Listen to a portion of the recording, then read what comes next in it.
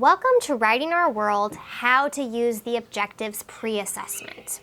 All right, so throughout the entire scope and sequence, at the beginning of every one of the 8 objectives, we provide an objective pre-assessment. Use this pre-assessment to understand your students' baseline. Use the results of the pre-assessment for your instructional planning and to be able to target certain students with certain skills. Use these assessment results for student grouping. At Redwood, we firmly believe in the value of small group therapy, where students work together with 2 to 3 other students at their same age range and instructional level and can learn in community these foundational skills that they're all working on. So these pre-assessment scores are going to be crucial for effective student groupings.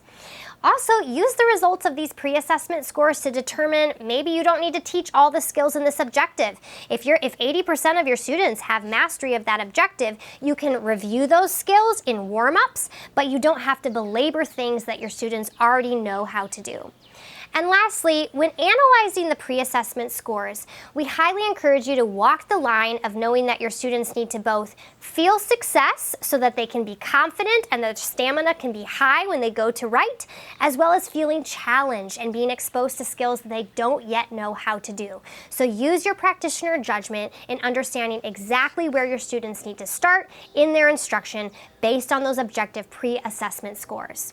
Lastly, we all love to see our students grow, and students love to see themselves grow when they're putting so much energy into learning new complex skills. So if you keep really good track of these pre-assessment scores at the end of an objective, when students have logged hours of hard work, when you've logged hours of hard work, you can use the post-assessment scores to measure student progress and celebrate together.